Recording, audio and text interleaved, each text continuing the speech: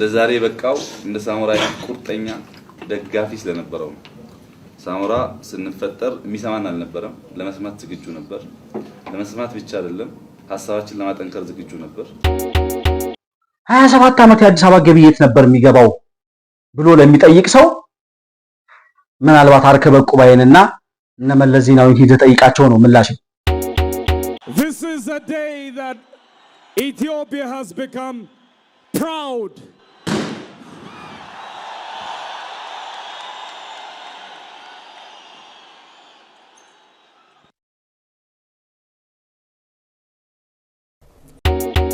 በምን አይነት ብልጠት በምን አይነት ብልሃት ህወሓትን ጠራርገው አሸንፈው የነጌታቸው አሰፋን ሴራ እና ተንኮል አሸንፈው ወደ ትግራይ እንዲሄዱና እንዲሸሹ ያደረጉበት አቅም እስካሁን ድረስ ይደንቀኛል በጣም።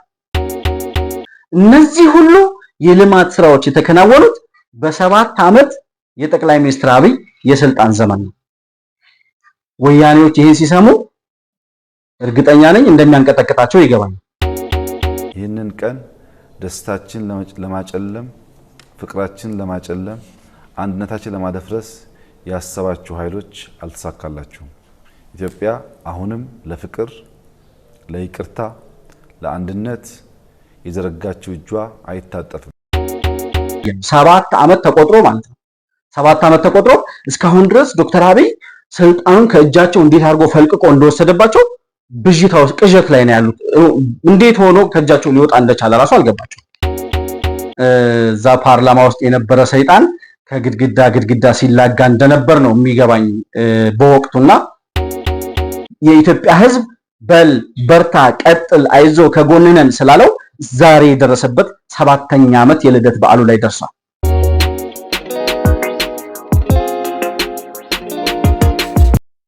ሰላም ለእናንተ ይሁን። የተከበራችሁ ተመልካቾቻችን እንዴት ከረማችሁ? ይህ መሆን መልቲሚዲያ ነው። መሆን መልቲሚዲያ በወቅታዊ ጉዳዮች ላይ ከእናንተ ጋር ቆይታ ለማድረግ ወደ አየር ገብተናል። ከፕሮግራማችን ጋር አብራችሁ እንድትቆዩ የምጋብዛችሁ ብሩክ የሸወርቅ አሰፋ ነኝ። መሆን መልቲሚዲያን ላይክ፣ ሰብስክራይብ እና ሼር ማድረጋችሁ እንዳትረሱ፣ እንዲሁም ደግሞ ለሌሎች ተደራሽ እንዲሆን እንድታደርጉ ከአደራ ጭምር ለማሳሰብ እፈልጋለሁ። እንግዲህ ዛሬ ልደታችንን እያከበርን ነው። የ7 ዓመት ልደታችንን እያከበርን እንገኛለን።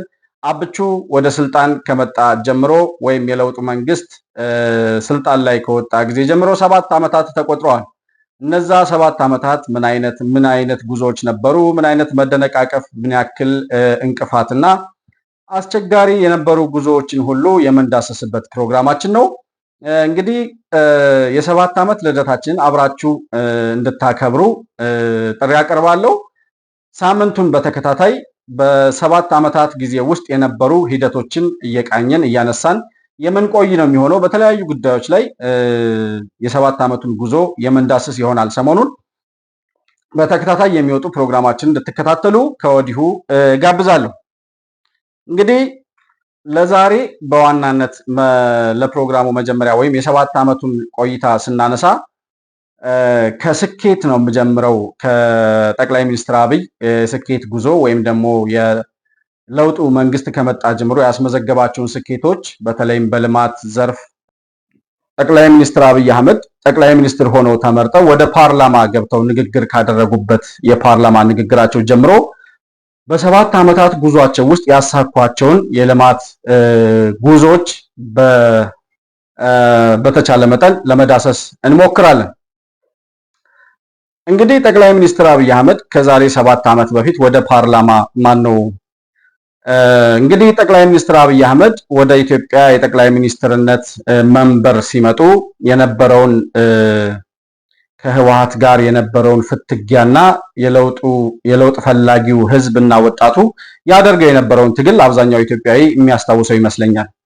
የ18 ቀን የ16 ቀን አካባቢ ስብሰባም ነበር። ህወሓት በዝግ ስብሰባ ምንም አይነት ጋዜጠኛ ሳይገባ በዝግ ተወያይቶ ነበር ጠቅላይ ሚኒስትር አብይ አህመድ የተመረጡትና በዛ 17 እና 18 ዓመት በ17 እና በ18ቱ ቀናት ውስጥ በነበረው ስብሰባ ምን ያክል አስቸጋሪ ፈተናዎች እንደነበሩ የኦሮማራ የሚባለው ጥምረት የአማራና የብአዴንና የኦህዴድ አመራሮች አንድ ላይ የተቀናጁበት እንዲሁም ደኢህዴንን ጨምረው ሌሎችንም አጋር ፓርቲ የሚባሉት እንኳን በዛ ሰዓት አልነበሩም። ውሳኔ የመስጠት እድል አልነበራቸውም። አራቱ የኢህአዴግ ድርጅቶች ነበሩ ጠቅላይ ሚኒስትር ለመምረጥ ስብሰባ ውስጥ የነበሩት። ጠቅላይ ሚኒስትር ኃይለማርያም ደሳለኝ መልቀቂያ ካስገቡበት ጊዜ ጀምሮ ማን ይሆን ጠቅላይ ሚኒስትር የሚሆነው የሚለው በጣም ብዙ ጥያቄ ነበርና የ18ቱ ቀን ፍትጊያና መጨረሻ በአማራና በኦሮሞ ልሂቃን ወይም ደግሞ በብአዴንና በኦህዴድ በኩል የነበሩ ልሂቃን አንድ ላይ ተቀናጅተው ህወሓትን ከጨዋታ ውጭ አድርገው አስታውሳለሁ። ማታ 4 ሰዓት ተኩል አካባቢ ነበረ ዜናው የተበሰረው። ጠቅላይ ሚኒስትር አብይ አህመድ መመረጣቸው የተነገረው ያኔ ነበር። ከምሽቱ 4 ሰዓት ተኩል አካባቢ ነበር ዜናውን የሰማነው እና በሰበር ዜና ነበረ ዜናውም የተነገረው። ያ ዜና ከመነገሩ በፊት ጠቅላይ ሚኒስትር አብይ ማን ናቸው፣ እንዴት ነው፣ ማን ይሆን ጠቅላይ ሚኒስትሩ የሚለው ሁላችንም ምናልባት ፊት ለፊት የምናውቃቸውን ሰዎች ነበር። አሁንም በኃይለ ማርያም ደሳለኝ ምትክ ሌላ የመወሰን አቅም የሌለው ወይም ደግሞ ህወሓቶች ከጀርባ ሆነው የሚያዙት ሌላ መሪ ያመጣሉ ብለን ነበር ስንጠብቅ የነበረው። ግን በጣም ሰርፕራይዝ በሆነ ደረጃ ጠቅላይ ሚኒስትር አብይ አህመድ መመረጣቸውን ስንሰማ ነበር። እኔ በበኩሌ እንዲሁም አብዛኛው ኢትዮጵያዊም ይመስለኛል ጠቅላይ ሚኒስትር አብይን የሚያውቃቸው አልነበረም ከዛ በፊት። እኔም ጠቅላይ ሚኒስትር ሆነው ተመርጠው በዜና ማታ ላይ ስሰማ ነበር ጠቅላይ ሚኒስትር አብይ አህመድ የሚባሉ የኦህዴድ ባለስልጣን መሆናቸውን ያወቅኩት ማለት ነው። እና ከዛ በፊት አላውቃቸውም ነበር። እንግዲህ በዛ ሁኔታ ህወሓትን ከጨዋታ ውጭ አድርገው ወደ ስልጣን የመጡት አዲሱ ጠቅላይ ሚኒስትር የህዝብን ልብ የገዙት ፓርላማ ገብተው በዓለ ሲመታቸው ማነው የተሾሙበት በዓል ሲከበርና ፓርላማ ላይ ያደረጉት የመጀመሪያ ንግግር ከጠቅላይ ሚኒስትር ኃይለማርያም ደሳለኝ ጋር የስልጣን ርክክብ ባደረጉበት ወቅት ፓርላማ ላይ ባደረጉት ንግግር ነበር አብዛኛው ኢትዮጵያዊ ሲመኘው የነበረውን አይነት መሪ ማግኘቱን የተሰማውና እኔም በበኩሌ ከዛ ጊዜ ጀምሮ የተናገሩትን ቃል ፓርላማ ላይ ወጥተው የተናገሩትን ቃል ሰምቼ ነበረ የጠቅላይ ሚኒስትር አብይ አህመድ ደጋፊ የሆንኩት። ዛሬ ልደታችን እያከበርን ነው ስል ከዛ ቀን ጀምሮ የጠቅላይ ሚኒስትር አብይ አህመድ ደጋፊ በመሆን በጣም ብዙ ነቀፌታዎች፣ ስድቦች፣ ብዙ ነገሮች ያው ፌስቡክ ላይ እና ሶሻል ሚዲያ ላይ ያሉ ተሳዳቢዎች በጣም ብዙ ስያሜዎችን ሲሰጡን ነበረ በጠቅላይ ሚኒስትሩ በመሪነታቸው። እኛም ደግሞ የጠቅላይ ሚኒስትሩ ደጋፊዎችና ተከታዮች በመሆን 7ኛ ዓመት ልደታችንን እያከበርን ነው። ምንድን ነበር ጠቅላይ ሚኒስትሩ የተናገሩት? ያኔ ፓርላማ ውስጥ ገብተው የመጀመሪያ የፓርላማ ንግግራቸው አብዛኛውን የኢትዮጵያዊ ልቦና የገዛ ነበርና ምንድን ነበር ያወሩት? እስኪ ለማስታወስ ያክል ፓርላማ ላይ ያደረጓትን ንግግር ቀንጨብ አድርገን ሰምተን ተመልሰን እንመጣለን።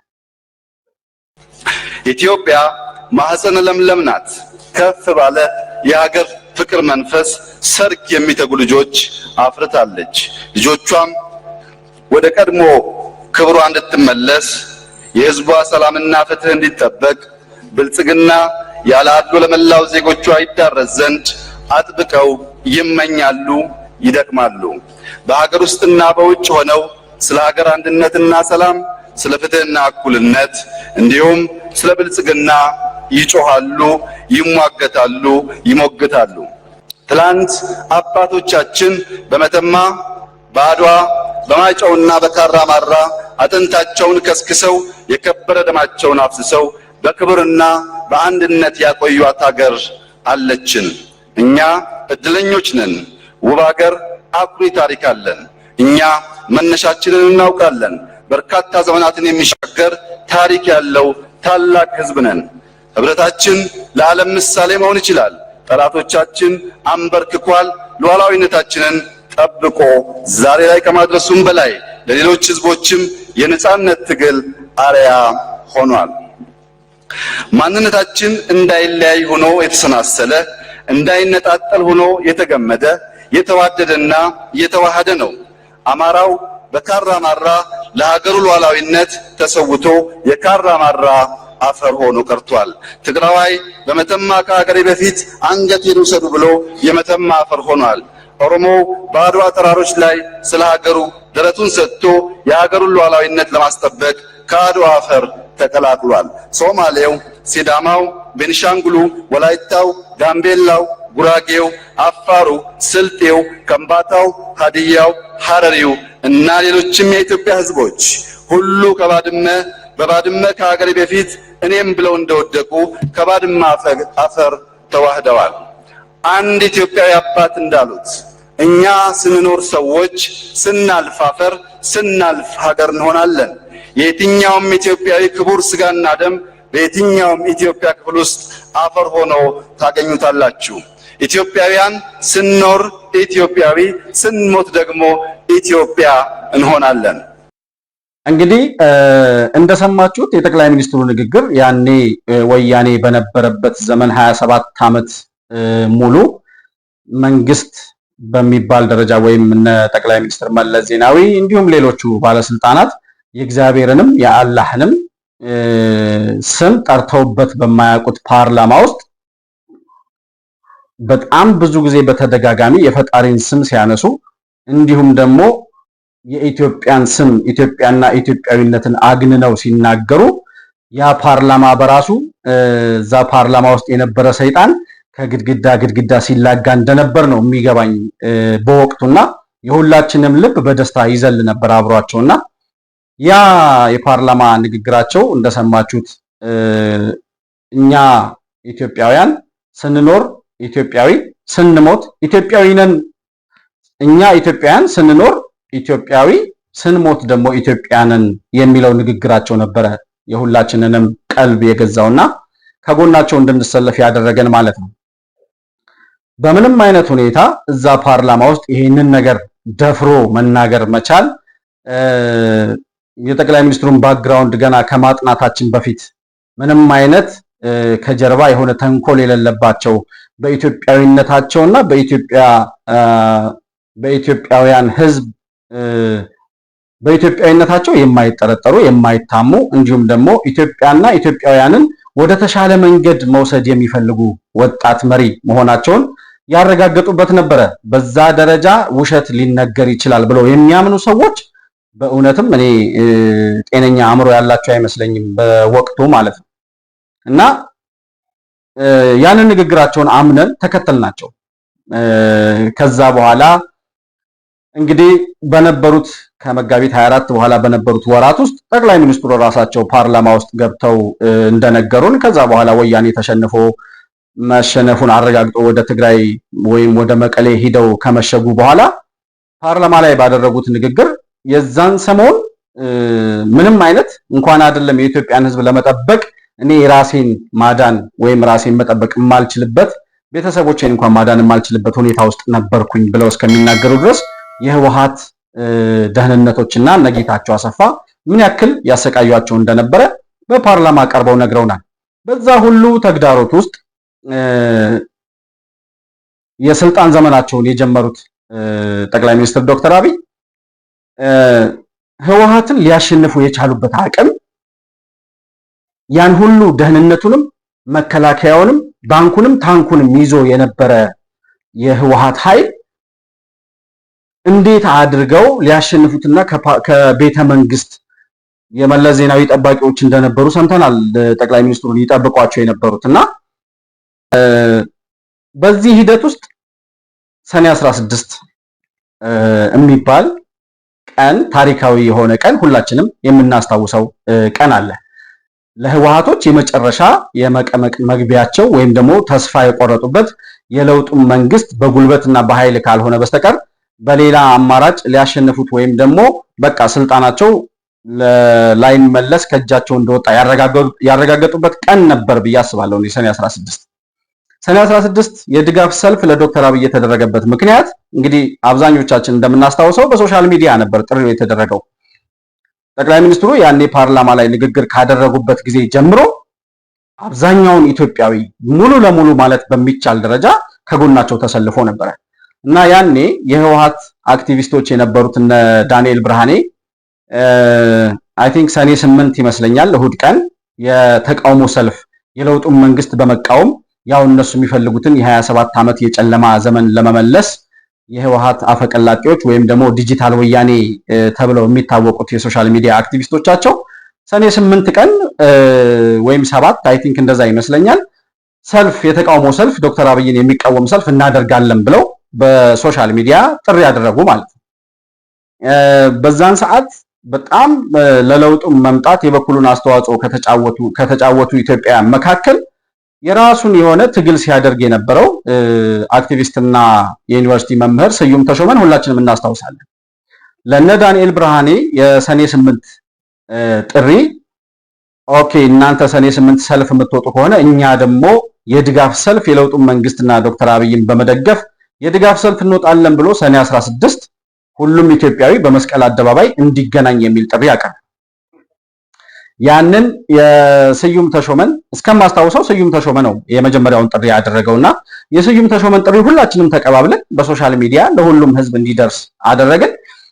ያንን የህዝቡን እንቅስቃሴ ገና ሰልፉ ሳይወጣ ሶሻል ሚዲያ ላይ የነበረውን እንቅስቃሴ ተከትሎ እነ ዳንኤል ብርሃኔ ደንግጠው በቃ የሰኔ 8ቱን የተቃውሞ ሰልፍ ሰርዘናል እስከሚሉ ድረስ ነበር የሶሻል ሚዲያው የድጋፍ ሰልፍ የሰኔ 16ቱን ያቀጣጥል የነበረው ማለት ነው ማህበራዊ ሚዲያ ላይ። በዛው መሰረት የተጠራው የሰኔ 16 ሰልፍ ሳይስተጓጎል ሰኔ 16 የጠቅላይ ሚኒስትር አብይ አህመድ የድጋፍ ሰልፍ በጣም ታሪካዊ የሆነ የኢትዮጵያ ህዝብ ምን ያክል ለውጥ እንደሚፈልግ ያረጋገጠበት የህወሓት የባርነት የቅኝ ግዛት የጨለማ ዘመን የነበረ አገዛዝ ምን ያክል አንገሽግሾት እንደነበር የገለጸበት የመጀመሪያ የለውጡ መንግስት ድጋፍ የተረጋገጠበት ሰልፍ ነበር። አብዛኞቻችን እዛ ነበርን ብዬ አስባለሁ። እኔም እዛው ነበርኩ ከጓደኞቼ ጋር መስቀል አደባባይ የነበረውን ትዕይንት በአካል ከታደሙትና እድለኛም ነኝ ብዬ አስባለሁ በሰዓቱ እዛ ቦታ ላይ በመገኘቴ እና እዛ ሰልፍ ላይ ወያኔ ተስፋ የቆረጠበት ዶክተር አብይ ደግሞ የምን ያክል የህዝብ ድጋፍ እንዳለው ለጠላቶቹ ያሳየበት ነበርና በጣም እስካሁን ድረስ 7 ዓመት የስኬት ጉዞ የነበሩት ተግዳሮቶችና እንቅፋቶች እንዳሉ ሆነው ያን ሁሉ መሰናክል እንዲያሸንፍና እስከ አሁን የደረሰበት ደረጃ ላይ እንዲደርስ የለውጡ መንግስት ያደረገው በዋናነት የሰኔ 16 የለውጡ ምሰሶ ነበር ተብሎ ሊጠራ የሚችል ቀን። በዛ ሂደት ውስጥ እንግዲህ እነጌታቸው አሰፋ የለውጡን ሂደት ለማደናቀፍ ወደኋላ አላሉም ነበር። እስከዛ ድረስ ምንድነው የተፈጠረው? ሁላችንም እንደምናስታውሰው እዛው ሰልፍ ላይ በነበርንበት ሰዓት ላይ ጠቅላይ ሚኒስትር ዶክተር አብይ ንግግር አድርገው ጨርሰው ወደ ቦታቸው ተመልሰው መድረክ መሪው አይ ቲንክ ግሩም ጫላ ይመስለኛል መድረክ መሪው this is the day that Ethiopians will proud የሚል ንግግር ኢትዮጵያውያን የሚኮሩበት ኢትዮጵያውያን በጣም በኩራት የሚያስታውሱት ቀን ነው ሰኔ 16 የሚለውን ተናግሮ ሲጨርስ ነው የፍንዳታ ድምጽ የሰማነው። ሩቅ አካባቢ የነበር ከመድረኩ ትንሽ ራቅ ብሎ ፊት ለፊት አካባቢ ነበር የነበርነውና ያየነው ከስቴጁ ፊት ለፊት የሆነ አቧራ ሲነሳ ነበር ያስተዋልነው በሰዓቱ እና የሆነ ስፒከር ሞንታርቦ የወደቀ ምናምን ነበር የሚመስለው በሰዓቱ እና ከዛ በኋላ ስብንትሉ ዶክተር አብይም ንግግሩን ጨርሶ ስለነበረ በዛው ግርግር መሃል ከመድረክ ወርደው እነሱ ሄደዋል በጀርባ እና እኛ የተፈጠረውን ነገር አላወቅንም። ከመስቀል አደባባይ ተነስተን ወደ 22 እየመጣን ባምቢስ አካባቢ ይመስለኛል ባምቢስ አካባቢ የሆነ ካፌ ላይ ህዝቡም በብዛት እዛው ደስታውን እየገለጸ ስለነበረ ባምቢስ አካባቢ ስንደርስ የሆነ ካፌ ላይ ቁጭ ብለን ነው በቴሌቪዥን ዶክተር አብይ ቀርቦ ንግግር ሲያደርግ ያየነው። ስለተፈጠረው ሁኔታ ያወቅነው ሰልፉ ላይ የተፈጠረውን ችግር የተረዳነው ባምቢስ ላይ ቁጭ ብለን ውሃ እየጠጣን በነበረበት ሰዓት ላይ ነውና እስኪ የቦምቡ ፍንዳታ ምን አይነት ትዕይንት ላይ እንደነበረ እሱን እንይና ከዛ በኋላ ደግሞ ዶክተር አብይ ያንን የፍንዳታውን አስመልክቶ ያስተላለፉትን መልእክት አስታውሰን ተመልሰን እንመጣለን። This is a day that Ethiopia has become proud.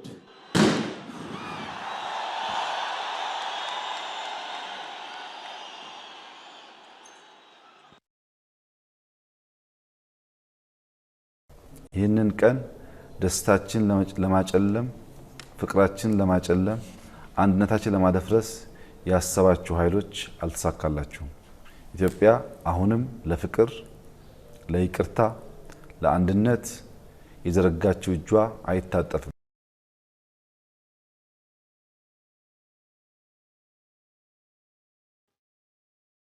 ይሄ ነበረ ጠቅላይ ሚኒስትር ዶክተር አብይ ያስተላለፉትና የግሩም ጫላ ንግግር this is the day that Ethiopians will proud የሚለውን ነገር በተናገረበት ቅጽበት ነው የሆነ የፍንዳታ ድምጽ የተሰማውና ይሄንን ንግግር ተከትሎ ቦምቡ መፈንዳቱ በዛን ሰዓት ልክ ቦምቡ በፈነዳበት ሰዓት ላይ ጠቅላይ ሚኒስትሩ ተመተው ቢሆን የሆነ አደጋ መድረክ ላይ ያሉ ሰዎች ላይ ደርሶ ቢሆን ወይም ደግሞ ወያኔ እንዳሰበው ጠቅላይ ሚኒስትር ዶክተር አብይ የዛን ሰዓት ተገድለው ቢሆን ሊፈጠር የሚችለው አደጋ ኢትዮጵያ ውስጥ ማሰብ ከሚቻልበት ደረጃ በላይ ነበር። በርግጥ ያንን ቦምብ ለማዳን የሞቱት ልጆች ቦምቡን አትርፎ አክሽፎ የሞተውን ወጣት ታሪክ ሲዘክረው የሚኖር ወጣት ነው። በዛ ሂደት ወያኔ ሊያደርስ አስቦት የነበረው አሁን የወያኔዎች ድንቁርና የማይገባኝ ያ ሁሉ ህዝብ አደባባይ በወጣበት ድጋፉን የለውጡን መንግስት ደግፎ ድጋፉን እየገለጸ ባለበት መድረክ ላይ ያንን ጠቅላይ ሚኒስትር መግደል ምን ያክል እነሱ ላይ ሊያመጣ የሚችለውን አደጋ መረዳትና መገንዘብ የሚችሉ ሰዎች አይደሉም። እና ስልጣን ያሰከራቸው ኢትዮጵያን እነሱ እስካሉ ድረስ በህይወት እስካሉ ድረስ የሚገዟት እንጂ እነሱ ከስልጣን ወርደው እንደማንኛውም ዜጋ እንኖራለን ብለው የማያስቡ ሰዎች ስለነበሩ እንዴት አድርገው እነ ዶክተር አብይና እነ ገዱ አንዳርጋቸው እነ ለማ መገርሳ ቲም ለማ የሚባለው ቡድን እንዴት አድርጎ ከስልጣን እንዳባረራቸው ብዥታ ውስጥ ስለነበሩ ያንን ብዥታ ለመመለስ የነበራቸው ትግል ነው እንጂ ከዛ በኋላ ጠቅላይ ሚኒስትር አብይን ካስወገዱ ወይም ከገደሉ በኋላ እነሱ ስልጣን ይዘን እንቀጥላለን ብለው አስበው ያንን ነገር ማድረጋቸው በቃ እድሜ ልካቸውን ሊማሩ የማይችሉ የፖለቲካ ትንታኔያቸው ወይም ግምገማቸው ምን ያክል የደከመና የደነቆረ እንደሆነ ያሳዩበት መድረክ ነበር በሰዓቱ የነበረው። ያንን የቦምብ አደጋ በፈጣሪ እርዳታ ተሻግረው ጠቅላይ ሚኒስትር ዶክተር አብይ ወደ ቀጣዩ እርምጃቸው የሄዱበትን ሁኔታ ስናስታውስ የነበሩ ተግዳሮቶችን እናውቃለን። ወያኔ በሚችለው አቅም ሁሉ ለውጡን ለማደናቀፍ በጣም ብዙ ሞክሯል። ያላደረገው ነገር የለም። እስካሁን ድረስ ያንን የለውጥ መንግስት ከእጁ የወጣውን ስልጣን ለመመለስ ይሄው እነ ደብረጽዮን እነ ጌታቸው አሰፋ መቀሌ ሆነው ዛሬ እያደረጉ ያሉትን ነገር እያየን 7 ዓመት ተቆጥሮ ማለት ነው። 7 ዓመት ተቆጥሮ እስካሁን ድረስ ዶክተር አብይ ስልጣኑን ከእጃቸው እንዴት አድርጎ ፈልቅቆ እንደወሰደባቸው ብዥታ ውስጥ ቅዠት ላይ ነው ያሉት። እንዴት ሆኖ ከእጃቸው ሊወጣ እንደቻለ ራሱ አልገባቸው እና እየነገራቸው ነው ያደገው። ደግሞ በጣም የሚገርመው ደግሞ እየነገራቸው ጠቅላይ ሚኒስትር እሆናለሁ መሪ እሆናለሁ እያላቸው ነው ያደገውና ያኔ ሲነግራቸው ተረት ተረት ነበር የሚመስላቸው እነሱ። ሰውየው ግን ከልጅነቱ ጀምሮ ከወታደር ቤት ጀምሮ እያንዳንዱ እንቅስቃሴዎቹ ያሳዩ የነበረው ከዛ በኋላ ታሪኩን ወደ ጀርባ ተመልሰን ስንመለከት ሁላችንም ያየነው ነገር ምንድነው? በሂደት ውስጥ ራሱን እየገነባ አካሄዱን እያጠራ የራሱን ኔትወርክ እየዘረጋ የመጣ መሪ ስለነበረ አብሯቸው አድጎ ውስጣቸው አድጎ ተንኮላቸውና ማን ምን እንደሚያስብ ማን ምን አይነት አቅም እንዳለው የወያኔ ተንኮል የት ድረስ ሊሄድ እንደሚችል በደንብ የተረዳ መሪ ስለነበረ በራሳቸው የተንኮል መስመር ነበረ እንዲሸነፉና ካጠገቡ ገሸሽ እንዲሉ ከዛም ወደ መቀሌ ሄደው እንዲመሽጉ ያደረጋቸው። ከዛ በኋላ ያደርጉ የነበሩት ከሰኔ 16ቱ ቦምብ ፍንዳታ ከከሸፈ በኋላ እነ ጌታቸው አሰፋ ተጠቅልለው ተሰብስበው ወደ መቀሌ ሄደው መሸጉ። ያው ከዚህ የሚዘርፉትን የደህንነት ቢሮ ውስጥ የነበሩ መረጃዎችን የኢትዮጵያ መረጃዎችን በሙሉ ኢትዮጵያ በ27 ዓመት ያከናወነቻቸው በሙሉ የደህንነት መረጃዎችን ሚስጥር ለማጥፋት ወይም ደግሞ መረጃ እንዳይኖረው የለውጡ መንግስት በማሰብ ጠቅልለው ነበር ይዘው ሄዱት። ከዛም በኋላ እሱን ይዘው መሄዳቸው አይደለም በየሀገሩ በአራቱም አቅጣጫ በኢትዮጵያ በአራቱም አቅጣጫ ያቀጣጥሏቸው የነበሩት እሳቶች ማንም ሳይሆን ወያኔ ነበር ለኳሹ እና በመጀመሪያ ከሰኔ 16ቱ ፈንጅ ፍንዳታ በኋላ የተፈጠረው ነገር በምስራቅ ኢትዮጵያ በኩል አብዲ ኢሌ የሚባል የሶማሌ ክልል አስተዳዳሪ የነበረ ሰውዬ በወያኔ በነጌታቸው ረዳ በነጌታቸው አሰፋ ድጋፍ ሶማሌ ክልልን እገነጥላለሁ ብሎ የጀመረው እንቅስቃሴ ነበር። የመጀመሪያው የዶክተር አብይ ፈተና። እነዚህን ነገሮች ከምስራቁ ከአብዲ ኢሌ የሶማሌን ገነጥላለሁ የሚለው እንቅስቃሴን ጨምሮ ሌሎች በጣም ብዙ ወሳኝ የሆኑ የኢትዮጵያ ምዕራፎች ላይ የተከሰቱ የፖለቲካ ተግዳሮቶችን በቀጣይነት በፖለቲካ መሰራቸው ናቸው። ዛሬ በዋናነት ልማቱ ላይና የዶክተር አብይ ስኬት ላይ ስለማተኩር ማለት ነው። ግን የሰሜኑ ማነው የምስራቁ የአብዲ ኢሌ ረብሻ አብዲ ኢሌ የጀመረው አልነበረም። አንዱ የመጀመሪያው የህወሓት የሰኔ 16ቱን ፈንጅ ካፈነዳ በኋላና ያ ሳይሳካለት ሲቀር ከዛ በኋላ ያጠመደው አብዲ ኢሌ ላይ ወይም ምስራቅ ኢትዮጵያ ላይ ያጠመደውን ፈንጅ ነበር ለማፈንዳት የሞከረው። ያም አብዲ ኢሌ ሶማሊያን ጠቅልዬ የገነጥላለሁ ከኢትዮጵያ የሚለውን እንቅስቃሴ የጀመረበት ሄጎ የሚባሉ የሶማሌ ወጣቶችን አደራጅቶ የሶማሌ ለውጥ የሚፈልጉ ወጣቶችን ያስርበት ይገድልበት የነበረው ቡድን ከዛ በኋላ በነጌታቸው አሰፋ ድጋፍ ማነው የሆኑ ሶማሌ ክልልን በበላይነት የሚያስተዳድሩ አብዲ ኢሌን እንዲያርግ የሚለው ጀነራሎችም ነበሩ። በእነሱ ድጋፍ የጀመረው እንቅስቃሴ ነበር ለዶክተር አብይ በጣም ከፍተኛ ገና እግሩን መሬት ሳይረግጥ ገና ቢሮውን በራሱ እጅ ከፍቶ መግባት ሳይጀምር ነጌታቸው አሰፋ እየከፈቱ እያስገቡ ነበር ባለበት ቅጽበት ነበር የሶማሌው ረብሻ የተቀሰቀሰው። ያንን እንዴት አድርጎ አከሸፈው? እንዴት አድርጎ ሊያከሽፈው ቻለ የሚለውን ነገር በሰፊው የምንሄድበት ቢሆንም በዋናነት ጀነራል ሳሞራ የኑስ አብረውት የነበሩ ከዶክተር አብይ ጋር አብረው የሱን የለውጥ አካሄድ ደግፈው የህወሓቶችን ፍላጎት እምቢ ብለው ከዶክተር አብይ ጎን በመቆማቸው ነው የሶማሊያውን የለውጥ እንቅስቃሴ ወይም የተቃውሞ እንቅስቃሴ ሶማሊያን የመገንጠል እንቅስቃሴ ያከሸፉበት የኢትዮጵያ መከላከያ ሰራዊት ኢታማዦር ሹም የነበሩት ያኔ ጀነራል ሳሞራ የኑስ ከለውጡ መንግስት ጎን አብረው ሆነው ጠቅላይ ሚኒስትር አብይን ደግፈው በመቆማቸው ያንን የአብዲ ኢሌን የጥፋት እርምጃ ለማክሸፍ ችሏል። ምን ነበሩ ውስጡ? እንዴት አድርጎ ዶክተር አብይ ያንን እስከ ጅቡቲ ድረስ ምስራቅ አፍሪካን ለማተራመስ የተዘረጋ የነጌታቸው አሰፋ ኔትወርክ እንዴት አድርጎ ሊያከሽፈው ቻለ የሚለውን እንዳልኳችሁ በቀጣይ የምናየው ነው። ግን ሳሞራ የኑስና ጀነራል ሳሞራና ጠቅላይ ሚኒስትር ዶክተር አብይ ምን አይነት ግንኙነት ነበራቸው? ዶክተር አብይ ጠቅላይ ሚኒስትር ከመሆኑ በፊት የሚለውን ነገር የተወሰነ ሊያስረዳን የሚችል ግንኙነታቸውን ሊገልጽ የሚችል አንድ ቪዲዮ አለ። ጠቅላይ ሚኒስትር ከመሆናቸው በፊት ሳሞራ ጋር በነበራቸው ግንኙነት የተቀረጸ ቪዲዮ ማለት ነው። እሱን ልጋብዛችሁና ተመልሰን እንመጣለን። ጀነራል ሳሞራን የወሰን እንደሆነ ቅድም የገለጽኳቸውን ሀሳቦች በሙሉ ከኛ ጋር ሆኖ ሲሰራ ቆይቷል። በውስጣችን እያመሰገንና ሪኮግናይዝ ያደረግን ቆይተናል። ግን ኦፊሻሊ ብዙ አንናገረው። ስለዚህ ኦፊሻሊ ለታሪክ መቀመጥ ስላለበት እሱም እያረጀ ስለሆነ ኢንሳ መፈጠር የቻለው ለዛሬ በቃው እንደ ሳሞራ ቁርጠኛ ደጋፊ ስለነበረው ነው። ሳሞራ ስንፈጠር የሚሰማን አልነበረም። ለመስማት ዝግጁ ነበር። ለመስማት ብቻ አይደለም ሐሳባችን ለማጠንከር ዝግጁ ነበር። ሐሳባችን ከጠነከረ በኋላ ኤኒ ነገር እኛ ምን ጠይቀውን ያግዘን ነበር። ለዚህ ነው እንግዲህ ዛሬ አፕሊኬሽን ሰርተን ተረከቡ ማለት የደረስነው እንደዚህ አይነት ድጋፍ ስለነበረ ነው። ይሄ ሰው እኛም አንቆይም፣ ግን ኢንሳ እንደ ታሪክ እንዴት እንደተፈጠረ ሌሎች እነ ቱርክ እነ ቻይና ሰዎቻቸው እንደሚያነሱት ሁሉ የማይተካ ሚና የነበረው ሰው መሆኑን ኦፊሻሊ መናገር እንፈልጋለን። በሰነዶቻችን እንዲቀመጡ እንፈልጋለን። ቋሚ ሆኖ የሚዘልቅ ነገር የለም። ኢንሳ ከጥቂት ዓመታት በኋላ ታሪካዊ ተቋም ይሆናል።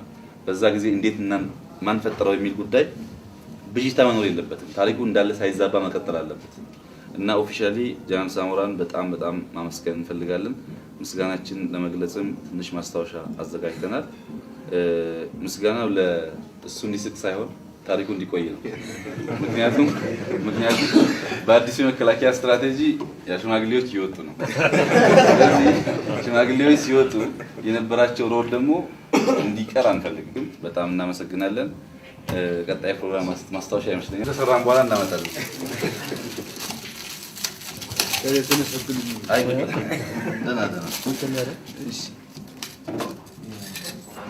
በእጅ ነው የሰራነው። ይሄን ገሰና አይደለም ኢንሳይዳል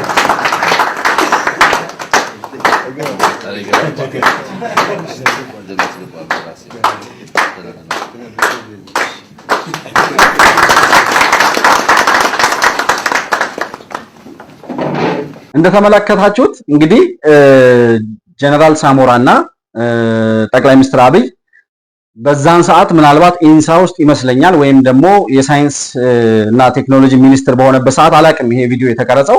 እንደምታዩት ግን ታላላቆችን አክብሮ የመሸኘት ፍላጎቱ ከዛ ጊዜ ጀምሮ የነበረ እንደሆነ ከሳሞራ ጋር እንደ አባትና እንደ ልጅ የተሳሰረ ግንኙነት እንደነበራቸው በደንብ የሚያስረዳ ቪዲዮ ነው ይሄ።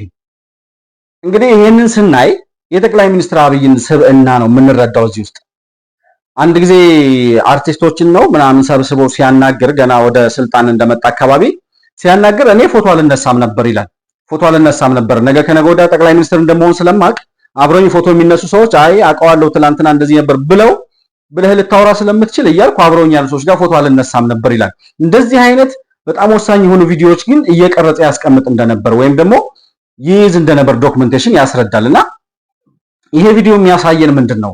ነገ ከነገ ወዲያ ጠቅላይ ሚኒስትር ሲሆን ሊያግዙኝ ሊረዱኝ የሚችሉ ሰዎች ናቸው የሚላቸውን ሰዎች አብይ ምን ያክል እያከበረና እውነቱን ልቡን እንዲረዱት የለውጡን ፍላጎት እንዲገነዘቡት እያደረገ እያስረዳቸው እነሱም እያመኑት እንዲመጡ ያደረገበትን መንገድ ያሳያል። እና እስከዛሬ ላደረገው እውቅና ሰጥቶ ሀብል ሸልሞ እንግዲህ ወደ ሽምግልና እየሄደ ስለሆነ ብሎ ሁሉ እየተቀላለዱ ስናይ ሳሞራ ጋር ከዛ በኋላ ሳሞራ የኑስ ጀነራል ሳሞራ የኑስ ጠቅላይ ሚኒስትር አብይ ጠቅላይ ሚኒስትር ከሆኑ በኋላ እንዴት አብሯቸው ከጎኑ ሊቆም ቻለ የሚለውን መልስ የምናየው ከወታደርነት ጊዜ ጀምሮ ገና ተራ ወታደር ሆኖ በነበረበት ሰዓት በሳሞራ ስር ነበር የነበረው ዶክተር አብይ።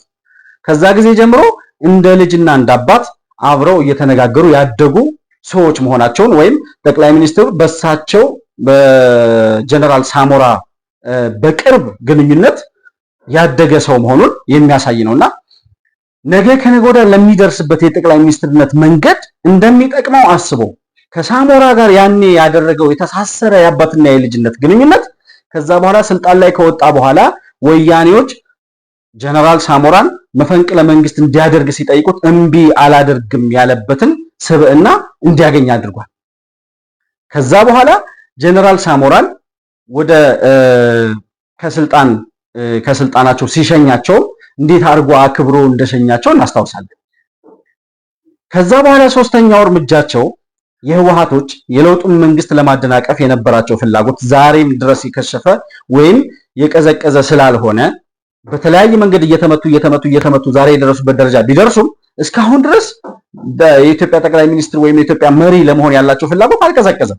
ቅዠት ላይ ያሉ ሰዎች ስለሆኑ ማለት ነው። ያኔ ጠቅላይ ሚኒስትር አብይ ጠቅላይ ሚኒስትር ሲሆን የተመረጠበት መንገድ በቃ ቅዠት ውስጥ ስለከተታቸውና ያኔ ከነበሩበት ኮማ ውስጥ መንቃት ስላልቻሉ እንዴት ሆኖ አብይ በሚባል ምንም ታንክም መሳሪያን ምንም የሌለው እውቅናም የሌለው መሪ እንዴት አድርጎ በህቡ ተደራጅቶ ስልጣናቸውን እንደቀማቸው ሊገባቸው አልቻለም። ከጭንቅላታቸው በላይ ነው። ያ ስለሆነ እስካሁን ድረስ ያንን እንቅስቃሴ ወይም ለውጡን ለማደናቀፍ የሚያደርጉትን እንቅስቃሴ እንዳላቆሙ እስከዛሬ እያየናቸው ነው ያለነውና የምስራቁን የአብዲ ኢሌን የጥፋት እንቅስቃሴ ካከሸፈ በኋላ ዶክተር አብይ ሶስተኛ ላይ የገጠመው ነገር ምንድን ነበር? ጀነራል ሳሞራ የኑስን ሸኝቶ ጀነራል ሰዓረ የኢትዮጵያ መከላከያ ሰራዊት አዛዥ ሆነው ከመጡበት ጊዜ በኋላ የነበረውን ተግዳሮት ደግሞ አማራ ክልል ላይ የደረሰውን አደጋ ከዛ በኋላ የሃጫሉ መገደል ከዛም በኋላ የተለያዩ አዲስ አበባ ላይ ሊደረጉ ታስበው የነበሩ የሽብር እንቅስቃሴዎች እነ ጀዋር መሐመድ ይነዟቸው የነበሩ ፖለቲካዎች ከዛም በኋላ የሰሜኑ ጦርነት ጋር ተያይዞ የመጡ በጣም ከፍተኛ የሆኑ አደጋዎች በቀጣይ በፕሮግራሜ እምዳስሳቸው ስለሆኑ አሁን ከዚህ በላይ የጀነራል ሰዓረ ወደ ስልጣን ከመጣበት ጊዜ ጀምሮ ያለውን ሂደት መንካት አልፈልግም። በዚህ ሂደት ውስጥ ነበር ዶክተር አብይ ወደ ስልጣን የመጣው ማለት በእነዚህ 6 ወራት ውስጥ ያጋጠሙት ጉዳዮች እነዚህ ነበሩ። በእነዚህ ሁሉ ሂደቶች ውስጥ ግን እሱ ገና ጠቅላይ ሚኒስትር ከመሆኑ በፊት እየሰራ የኖረው ጉዳይ ስለነበረ በእነዚህ ሂደቶች ውስጥ ስራ ይሰራ ነበር። ለውጥ የሚፈልግ መንግስት ስለነበረ ወይ መሪ ስለነበረ ለውጡን የጀመረው በልማት ያደርጋቸው የነበሩ እንቅስቃሴዎች የጀመረው ከቤተ መንግስቱ ወያኔ መለስ ዜናዊ ይኖርበት ከነበረው መኖሪያ ቤት ወይም ከተወሰኑ መኖሪያ ቤቶች ወይም ደግሞ ከፓርላማው ውጪ በጣም ሰፊ ነው የ4 ኪሎ ቤተ መንግስት። ያንን ሰፊ ግቢ የቆሻሻ መጣያ አድርጎ 27 ዓመት የተጠቀመበት የወያኔ መንግስት ወይም ጠቅላይ ሚኒስትር መለስ ዜናዊና ህወሓት የሚባለው አሸባሪው ቡድን ያንን ቤተመንግስት የቆሻሻ መጣያ አድርጎ የቤተመንግስቱ ጥግ ላይ ውስጥ ላይ ቤተመንግስቱ ውስጥ ጥግ ላይ ማንም የማይደርስበት ጫካ የሆነ ግቢ ነበረ። ጠቅላይ ሚኒስትሩ ራሱ ሲናገሩ እንደሰማናቸው ያንን ጫካ የነበረ ግቢ ዙሪያውን ግንቡን ተደግፈው በሸራ ቤት ወጥረው የጎዳና ተዳዳሪዎች ይኖሩ ነበር ይላል ቤተመንግስት ውስጥ እና ማንም አይደርስም ወደዛ ማለት ነው። እንግዲህ ቤተመንግስት ውስጥ ወይም ከአጥሩን ተከትሎ ውጭ ላይ ሊሆን ይችላል አላቅም ትክክለኛው ሎኬሽኑ፣ ግን በጣም ቆሻሻ የነበረ ጫካ የነበረ የጎዳና ተዳዳሪዎች ዙሪያውን ግንቡን ተንተርሰው በሸራ ቤቶች ወጥረው ይኖሩበት የነበረው ቤተመንግስት ከመለወጥ ነው የጀመረው ጠቅላይ ሚኒስትር አብይ ለውጥ ሲጀምር። ዛሬ በደንብ መዳሰስ የምፈልገው እነዚህ ነው። በልማቱ ዘርፍ ጠቅላይ ሚኒስትር አብይ በ7 ዓመታት ውስጥ የሰራቸውን ዋና ዋና የሚባሉ የልማት እንቅስቃሴዎችን ነው በደንብ ማየት የምፈልገውና አንድነት ፓርክ ከሚባለው ጀምሮ ቤተመንግስትን ሲያሳድስ የሚኒሊክ ቤተመንግስትን ከመስራት ጀምሮ የአፄ ኃይለ ሥላሴ ሐውልት ቤተመንግስት ውስጥ እንዲቆም ከማድረግ ጀምሮ የሰራቸውን የለውጥ እርምጃዎች ስናይ ምን ያክል ኢትዮጵያዊነት ውስጡ ያለ ኢትዮጵያዊነት ጎልቶ እንዲታይ የሚፈልግ በኢትዮጵያዊነቱ ያደገና ኢትዮጵያን ትልቅ ደረጃ ማድረስ የሚፈልግ መሪ መሆኑን ያሳየው በእነዛ ሁሉ ተግዳሮቶች መሃል ቤተመንግስቱን ለማልማትና ታሪካዊ ቤተመንግስት እንዲሆን የተረሱ ሰዎች ወይም ደግሞ እንዲነሱ የማይፈልጉ ወይም ደግሞ በተወሰነ ደረጃ የሆነውን የኢትዮጵያ አካል አስቀይሞኛል ብሎ የሚያኮርፍባቸውን መሪዎች አንግሶ ሁሉንም ወደ ኢትዮጵያዊነት ለማምጣት ነቀፌታውን ትላንትና የነበሩ ነገስታት ወይም ደግሞ አፄ ምኒልክም እና አፄ ኃይለ ሥላሴም ሌሎችም እነ መለስ ዜናዊ የሰሩትን መልካም ነገር ሳናጠፋ እንደውም በተሻለ መልኩ እንዲታይ አድርገን መልካም ነገሮችን ከነሱ ወስደን አላስፈላጊውን ነገር እያረምን ነው መሄድ ያለብን የሚል ዓላማ የነበረው መሪ መሆኑን ያሳየበት የምኒልክን ቤተመንግስት አድሶ ቤተመንግስቱን ለህዝብ እይታ እውን እንዲሆን አንድነት ፓርክ በሚባል ለቱሪስት መናፈሻ እንዲሆን ከዛም የቱሪዝም ገቢ እንዲያስገኝ ያደረገበትን መንገድ ስናይ ምን ያክል ለኢትዮጵያና ለኢትዮጵያዊነት የቀናኢ የሆነ አመለካከት ያለው መሪ እንደነበር እኔ በበኩሌ ያረጋግጥኩበትና ከዛም አብሬው ልቆም ቃል ከገባሁበት ሁኔታ አንዱ እሱ ነበር። ታስታውሱ ከሆነ ጠቅላይ ሚኒስትር አብይ የሚኒልክን ቤተመንግስት ሲያስመርቅ ወይም አንድነት ፓርክን ቤተመንግስቱን ሰርቶ ጨርሶ ሲያስመርቅ እነ ጀዋር መሐመድ አኖሌ ሐውልት ጋር ሄደው ፎቶ ተነስቶ ለቆ ነበር። ልዩነታቸው እዚህ ድረስ ነው የምንለው ለዚህ ነው። ጠቅላይ ሚኒስትር አብይ በተወሰነ ደረጃ የውሸት ትርክት ተነግሮት ምኒልክ እንዲህ አድርጓል፣ ምኒልክ ቤተሰቦችን ገድሏል፣ ምኒልክ እንዲህ አይነት ጥፋት አጥፍቷል እየተባለ በነ ተስፋዬ ገብረአብ የተደረሰውን ድርሰት እንደወረደ ሲሰማ የነበረውን ትውልድ አመለካከቱን ለመቀየር ምኒልክ ማለት ለኢትዮጵያ ብቻ ሳይሆን ለጥቁር ሕዝብ መሪ የሆነ ለጥቁሮች ብርሃን ማብራት የቻለ የብርሃን መሪ መሆኑን ገና ጠቅላይ ሚኒስትር ሳይሆን በፊት አርቲስቶችን ኦሮሚያ ላይ ሰብስበው ገና የኦሮሚያ ክልል ምክትል ፕሬዝዳንት ምናምን በነበረበት ሰዓት ዶክተር አብይ አርቲስቶችን ኦሮሚያ ላይ ሰብስበው አድዋ ላይ የኦሮሞ ሕዝብ የፈጸመውን ጀብድ ለአርቲስቶች ሲገልጽ እንደነበረ ጋዜጠኛ ሲሳይ አጌና ሲናገር ሰምቻለሁ። ያኔ ጠቅላይ ሚኒስትር አብይ አርቲስቶችን እየሰበሰበ ለወጣቱ ንቃትን እየፈጠረ የነበረ መሪ እንደነበር ያሳያል። አድዋ ላይ የኦሮሞ ልጆች ሂደው እንደዘመቱ አድዋ ላይ የተገኘውን ድል የሆነ አካል ብቻ ከሆነ ቦታ ተሰብስቦ ሂዶ ሳይሆን መላው ኢትዮጵያዊ በአንድነት ተሰብስቦ በምኒልክ መሪነት ያረጋገጠው ጀግንነትና ጀብድ መሆኑን ያሳይና ያስተምር ነበር ጠቅላይ ሚኒስትር አብይ ገና ጠቅላይ ሚኒስትር ከመሆኑ በፊት።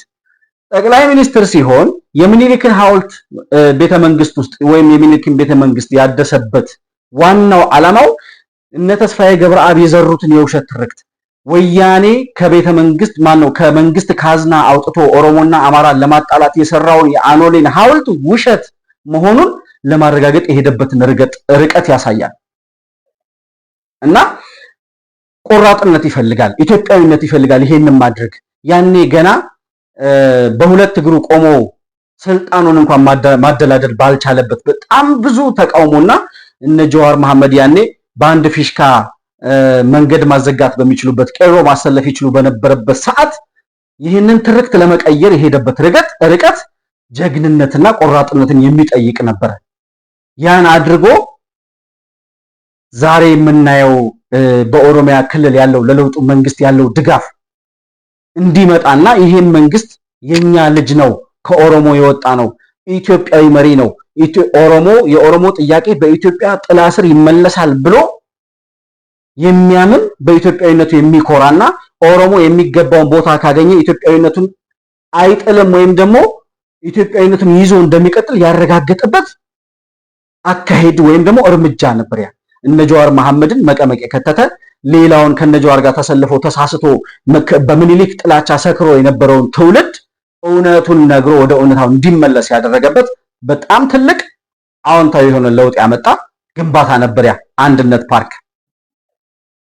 በዚህ ደረጃ ነው ኢትዮጵያዊ ማንነትን ለመገንባት ኢትዮጵያዊነትን ከፍ ብሎ እንዲታይ ለኢትዮጵያ መልካም ነገር የሰሩ ነገስታትን የሆነ ጥፋት እንኳን ቢኖርባቸው ጥፋታቸውን ብቻ ሳይሆን ያለሙትን ነገር የሰሩትን ነገር ነፃ ሀገር እንዲኖረን ያደረጉ መሪዎችን በልካቸው እንዲታዩ ያደረገ መሪ ጠቅላይ ሚኒስትር አብይ አህመድ ነው። ወደድክም ጠላህም ይሄ እየመረረህም ቢሆን የምትውጣው ሀቅ። ስለዚህ አንድነት ፓርክን ከመለወጥ ጀምሮ ወዴት ነው የወረደው ጠቅላይ ሚኒስትሩ? አንድነት ፓርክን ቤተመንግስትን ማስዋብ ብቻ አይደለም። ለዛ ነው ስለ ምኒልክ እና ስለ አኖሌ እያነሳሁ ማወራው። ኦሮሞና አማራን ለማጣላት ወያኔ 27 ዓመት ሙሉ ሰርቷል። እሳትና ጭድ ናቸው እንዴት አንድ ላይ ተቆማላችሁ ብሎ እስከ ማለት ደረጃ ደርሷል ወያኔ። ያንን ታሪክ የቀለበሰበት ነው አንድነት ፓርክ ላይ የምኒልክን ቤተመንግስት ያደሰበት የመጀመሪያው እርምጃው ማለት ነው።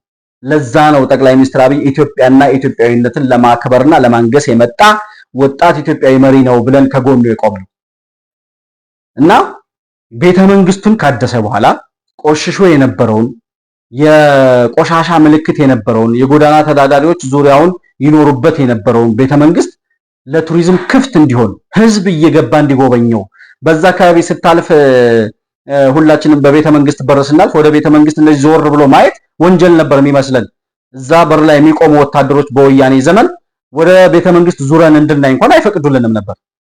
ጠቅላይ ሚኒስትር አብይ ግን ቤተመንግስቱን ክፍት አድርጎ አሳምሮ አድሶ የነገስታቶቻችንን ታሪክ የትላንትናችንን ማንነት በደንብ ጎልቶ እንዲታይና ሄደን ቤተመንግስት ውስጥ ገብተን የኛ እንደሆነ እንዲሰማን ያደረገ መሪ ነው አብቹ ማለት። በዚህ ደረጃ ነው ኢትዮጵያዊነትን መገንባት የጀመረው እና አንድነት ፓርክን ከገነባ በኋላና ቤተመንግስቱን ካደሰ በኋላ ቀጣዩ እርምጃ ወዴት ነበረ ጠቅላይ ሚኒስትር አብይ ካላችሁ ገበታ ለሸገር የሚል እንቅስቃሴ ነው የጀመረው። ገበታ ለሸገር ማለት የምሳ ግብዣ ያዘጋጅና የኢትዮጵያን ባለሀብቶች ጋብዞ 5 ሚሊዮን ብር 10 ሚሊዮን ብር እየከፈሉ ምሳ እንዲበሉ አድርጎ በተገኘው ገቢ አዲስ አበባን ለመቀየር የሄደበት ርቀት ነበር።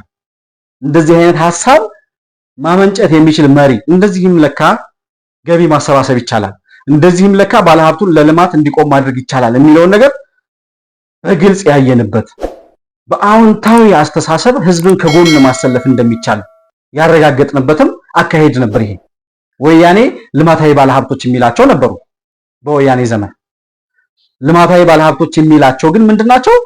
በኢፈርት ስር የተደራጁ ወይም ደግሞ ሌሎች የመንግስት አፈቀላጤ የሆኑ ለመንግስት የሚያሸረግዱ ባለሀብቶች የሚሰሩት ስራ እንደ ትልቅ ነገር አድርጎ ለራሳቸው ነው የሚሰሩት። ለሀገር የሰሩት ነገር እንደሌለ ሁላችንም ያረጋገጥነው ነው። ምክንያቱም በዚህ 7 ዓመት ውስጥ የተሰሩ ስራዎችን የልማት ስራዎችን አይተን ወያኔ ልማታዊ ባለሀብት ይላቸው የነበሩ ሰዎች ወይም ደግሞ ወያኔ ራሱ እስከ 27 ዓመት ሙሉ ሲኖር የልማት ስራ እየሰራ ነበር ብሎ ማውራት አሁን ፌዝ ነው የሚመስለው። እንዘረዝራቸዋለን በ7 ዓመት ውስጥ የተሰሩ ስራዎችን። ከዛ በኋላ ከወያኔ 27 ዓመት ጋር ማወዳደር ትችላላችሁ ካሉት እውነታዎች ጋር በማነጻጸር። የገበታ ለሸገር ፕሮግራም ተጀምሮ እንቅስቃሴ ሲጀመር ገንዘቡ ተሰብስቦ ወደ ልማት ሲገባ በጣም ብዙ ሰዎች ተቃዋሚ የሆኑበት እንቅስቃሴ ነበር። እነ እስክንድር ነጋን ዛሬ ፋኖ የሆነውን እስክንድር ነጋን ጨምሮ ማለት ከመስቀል አደባባይ ግንባታ ጀምሮ ታሪካችንን ሊያፈርስ ነው፣ የቤተ ክርስቲያንን ሀብት ሊቀማ ነው፣ የነበረውን ምንድነው የደመራ የሚደመርበትን ጥምቀት የሚከበርበትን አደባባይ ከቤተ ክርስቲያን ሊቀማ መጣ ተብሎ እነ እስክንድር ነጋ አደባባዩ ድረስ እየሄዱ እየቀረጹ ያስተላለፉ የነበረውን የቅዠት ፖለቲካ ሁላችንም የምናስታውሰው ነው። ከዛስ በኋላ እውነት እንደተባለው እንደተወራው መስቀል አደባባይ ከቤተ ክርስቲያን ንብረትነት ወይም ቤተ ክርስቲያን ጥምቀትና መስቀልን እንዳታከብርበት፣ ሙስሊሙ ረመዳንን ኢፍጣር እንዳይፈጽምበት፣ ሌላው ፕሮቴስታንቱ የራሱን ሃይማኖታዊ በዓል እንዳያከብርበት ተደረገ? አልተደረገም። እውነታው እሱ አልነበረም። እኛ ያኔ ጠቅላይ ሚኒስትር አብይ የለውጥ መንገድ ከጀመረ ጊዜ ጀምሮ አንድነት ፓርክ ላይ የተሰራውን አይተን ከዚህ በኋላ የሚሰሩ የልማት ስራዎችም ለኢትዮጵያ የሚጠቅሙ እንደሆኑ አውቀን ከጠቅላይ ሚኒስትሩ ጎን የነበር ነው። ግን ያንን የልማት ስራ የተቃወሙት ሰዎች አንድነት ፓርክ ተሰርቶ አልቆ ከዛ በኋላ መስቀል አደባባይ ከዛ ፒያሳ የተሰሩ ስራዎችን እንዳይሰሩ በጣም ብዙ እንቅፋቶችን ሲደረድሩ ነበር። ወጣቶችን አደራጅተው አካባቢው እንዳይለማ፣ ልማት መንግስት ባሰበው ደረጃ ልማትን እንዳያካሂድ በጣም ብዙ እንቅስቃሴዎችን ያደርጉ ነበር። ከዛ በኋላ ተሰርቶ ያየነው ግን ከመስቀል አደባባይ ስር ወደ 6000 ነው ምናምን መኪና ፓርኪንግ ማቆም የሚችል ፓርክ መስቀል አደባባይ ዙሪያውን ከነበረበት ውበት የበለጠ እንዲያሸበርቅና እንዲያምር ተደርጎ ቤተክርስቲያን የኢትዮጵያ ኦርቶዶክስ ቤተክርስቲያን ደመራ ትደምርበት የነበረው ቦታ ስር ድረስ አፈር ማግኘት ስላለበት ደመራው ሲለኮስ አፈር ማግኘት ስላለበት እስከ ስር ድረስ አፈሩ ሳይነካ በእንትን ነበር እንዲወርድ የተደረገው። በኢንጂነሪንግ ኮንሰፕት ምን እንደሚሉት አላቅም፣ ግን አፈሩ እንዳለ ሆኖ ዙሪያውን አርማታ ተደርጎ አፈሯ ደመራዋ የምትቀመጥበት ቦታ ባዶዋን እንድትቀመጥ ተደርጎ የዛን ያክል ዕውቅና ሰጥቶ ነው መስቀል አደባባይ የተሰራው። ይህንን ስራ በጣም ብዙ ሰዎች ሲቃወሙት ነበር። መስቀል አደባባይ ዛሬ ምን መስሏል የሚለውን ማየት እንችላለን ለማስታወስ ያክል።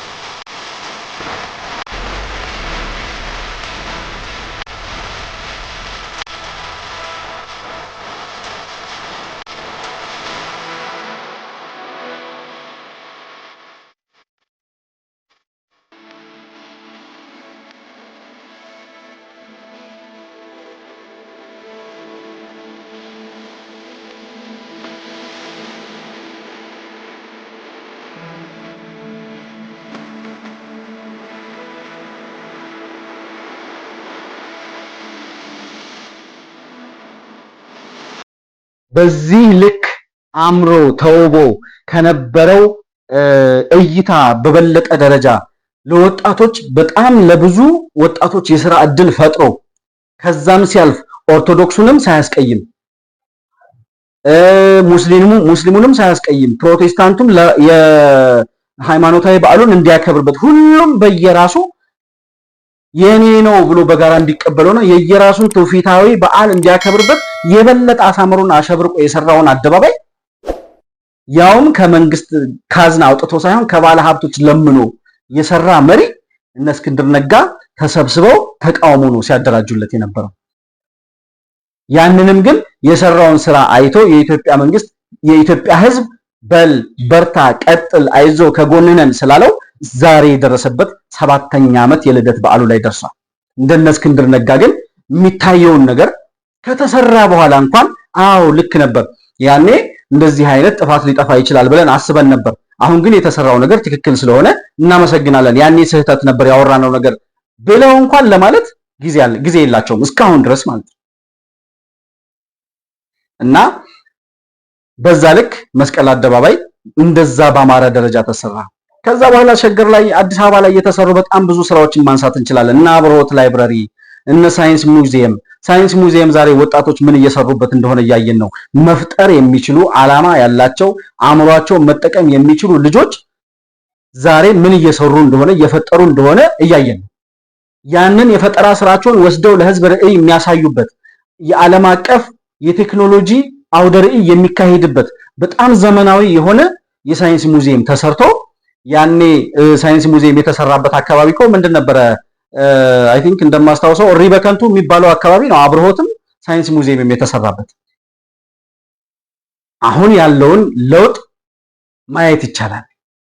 ያንንም ለውጥ እያዩ ግን ዛሬም ድረስ በጣም ጥሩ ነው የተሰራው ቴንኪው ማለት የማይፈልጉ ሰዎች አሉ። ዛሬም ድረስ የሚሰራውን ለውጥ ማየትና ማመስገን የማይችሉ አእምሯቸው መልካም ነገርን ለማየት የተዘጋባቸው ሰዎች ዛሬም አዲስ አበባ ላይ ጠቅላይ ሚኒስትር አብይ በሸገር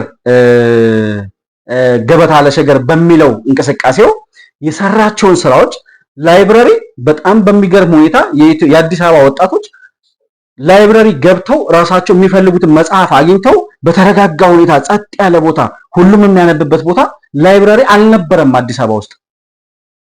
እኔ እስከማውቀው ድረስ በአብርሆት ደረጃ አይደለም ከዛም ባነሱ ደረጃ ላይብረሪዎች መኖራቸውን አላውቅም አዲስ አበባ ውስጥ። ዛሬ አብርሆት ላይብረሪ ውስጥ እየገቡ አእምሯቸውን ማስፋት የሚችሉ ማንበብ የሚችሉ መፍጠር የሚችሉ ልጆች እንዲፈጠሩ አብርሆት ላይብረሪ፣ ሳይንስ ሙዚየም፣ ሌሎችም አዲስ አበባ ላይ እየተሰሩ ያሉ የልማት ስራዎች በጣም ለወጣቱ የመፍጠር አቅም እጅግ በጣም ትልቅ አስተዋጽኦ እያበረከቱ መሆናቸውን እየታዘብን ያለ ነው። ይሄም የ7 ዓመቱ የልማት ጉዞ አንዱ አካል ነው ማለት ነው። ሸገር ላይ የተሰሩ አዲስ አበባ ላይ የተሰሩ የልማት ስራዎችን ቆጥረን የምንጨርሳቸው አይደለም።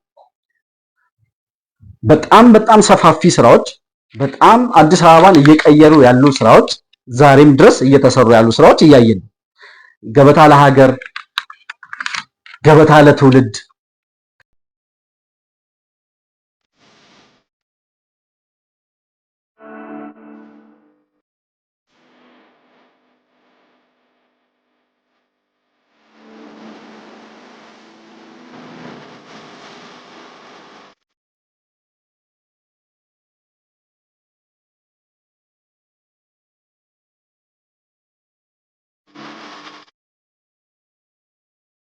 ከገበታ ለሸገር ቀጥሎ እነ ወንጪ፣ እነ ጎርጎራ፣ እነ ጨበራ ጩርጩራ፣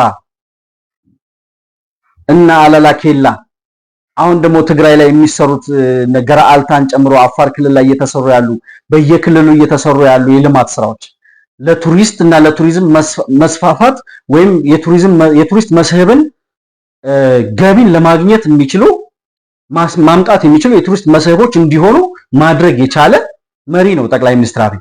እነዚህን ሁሉ የልማት ስራዎች ማን አስቧቸው ነበር? እንጦጦ ፓርክ በዚህ ደረጃ የኢትዮጵያን ኢኮኖሚ መደገፍ ይችላል የሚል እምነት ወያኔ አልነበረውም። እንጦጦ ፓርክ ጠቅላይ ሚኒስትር አብይ ከመምጣቱ በፊትም ነበር። ማነውና አለላ ኬላ እነ ጨበራ ጩርጩራን ተዋቸውና እዚሁ አዲስ አበባ መስቀል አደባባይ እዛው አፍንጫቸው ላይ ነበር። ግን በዚህ ደረጃ አልምቶ አሳምሮ ለህዝብ ጥቅም ማዋል እንደሚቻል ወያኔ ገብቶት ያውቃል። ምክንያቱም ኢትዮጵያን ለማልማት የኢትዮጵያን ህዝብ ለለውጥ ለማብቃት የመጣ መሪ ስላልሆነ ወይም መንግስት ስላልሆነ የህወሓት መንግስት የራሱን ኪስ ሲያደልብ የነበረ ሌቦችን ሲያደራጅ የነበረ በኢፈርት ስም የኢትዮጵያን ሀብት በሙሉ ሰብስቦ የራሳቸውን ልጆችና የነስብሃት ነጋን ቤተሰብ በሀብት ሲያንደላቅቅ የነበረ መንግስት ነው የህወሓት መንግስት። ስለዚህ ቤተ መንግስቱንም እየኖሩበት ለማልማት ፍላጎት አልነበራቸው። እንጦጦ ፓርክም ነበረ፣ አንድነት ፓርክም ነበረ አብሯቸው፣ ስቴዲየም መስቀል አደባባይም ነበረ። እነዚህ ሁሉ ነገሮች እያዩአቸው ግን እነዚህ ነገሮች ለልማት ይውሉ ይሆን እንዴ ብሎ መጠየቅ የሚችል ከጎናቸው የነበረ ሰው አልነበረም። ወይም ሐሳብ እንኳን ማቅረብ የሚፈልግ ሰው ቢኖር ለማልማት ፍላጎት አልነበራቸው። ዶክተር አብይ ነገሮችን ማየት እኔ በጣም ከሚደንቀኝ ነገሩ አንዱ እይታዎቹ ይደንቁኛል በጣም የልማት ስራዎችን የሚሰራባቸው ቦታዎች አዲስ አበባን ምን ያክል እየቀየራት እንደሆነ በዚህ ልክ ግን ከዶክተር አብይ ጋር አብሮ የአዲስ አበባ ከተማ አስተዳደር ወይዘሮ አዳነች አቤቤ አለማመስገን አይቻልም። ምናልባትም ከዛም በፊት ታከለ ኡማን ጨምሮ አዲስ አበባ ላይ ለተሰሩ የልማት ስራዎች ሁሉም የከተማ ባለስልጣን በልካቸው ሊመሰገኑ ይገባል። የጠቅላይ ሚኒስትሩን ሐሳብ ተቀብለው መሬት በማውረድ ደረጃ ወይዘሮ አዳነች አቤቤ እስካሁን ድረስ እየሰራች ያለችው ስራ ሊመሰገንና እንዳውም በልኳ ያልተመሰገነች መሪ ናት ብዬ አስባለሁ። አዲስ አበባን ዛሬ የደረሰችበትን ስናይ ገና እየተሰሩ ያሉ ነገሮች ሳያልቁ ማለት ነው እስካሁን የደረሰበትን ሁኔታ ስናይ በ7 ዓመት የተሰራ ስራ ነው ይሄ ብሎ ለማመን በሚከብድ ደረጃ ነው አዲስ አበባ እየተለወጠች ያለው። አዲስ አበባ ትላንት ምን እንደምትመስል የትላንትናዋን ቪዲዮ ማሳየት አልፈልግም። የአዲስ አበባ ነዋሪዎች ስለሚያውቁት ሌሎቻችንም በቴሌቪዥንም ስለምናውቀው ምናልባት ክፍለ ሀገርም ያለ ሰው ዛሬ አዲስ አበባ ምን አይነት ውበት አላት እስኪ ምን አይነት ሁኔታ ላይ ነው ያለችው የሚለውን በአጭር ቪዲዮ ተመልክተን እንምጣ እስኪ።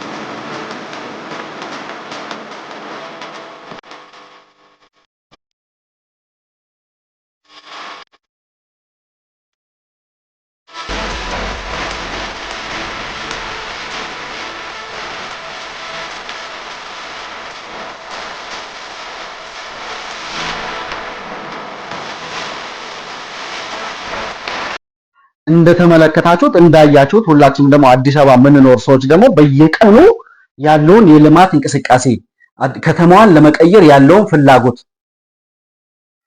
በየቀኑ የሚሰሩ ስራዎችን በየአካባቢው የሚቆፋፈሩ መንገዶችን ከዛ በኋላ ምን ያክል የሥራ ፍላጎት ያላቸው ሰዎች ራሱ ስራውን እየሰሩት እንደሆነ የሚያረጋግጠው መንገድ እየተቆፈረ እንኳን መንገድ አይዘጋም።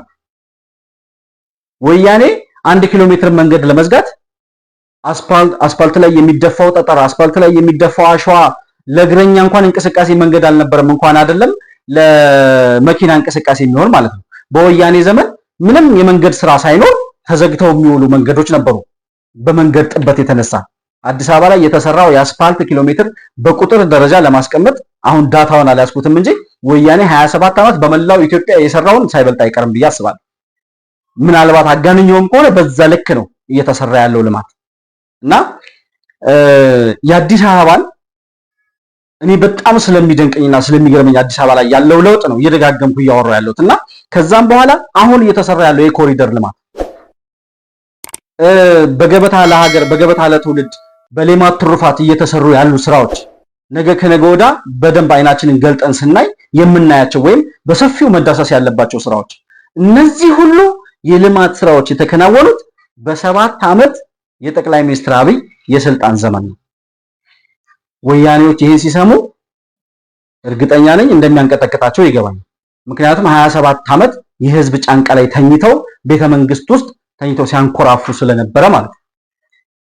ሀገር የሚሰራው እንደዚህ ነው የሚለው ነገር በደንብ ያሳያል። ሀገርን መለወጥ የህዝብን ህይወት መቀየር የሚፈልግ መሪ ሲኖር ኢትዮጵያዊ መሪ ሲኖር የአዲስ አበባ ሀብት ብቻውን አዲስ አበባ ከማንም እርዳታ ሳትጠይቅ በባለ ሀብቶቿና በራሱ በከተማው ገቢ ነው ይሄ ሁሉ ታሪክ እየተሰራ ያለው። 27 ዓመት የአዲስ አበባ ገቢ የት ነበር የሚገባው ብሎ ለሚጠይቅ ሰው ምናልባት አርከበ ቁባይንና እነ መለስ ዜናዊን ሂደህ ጠይቃቸው ነው ምላሽ።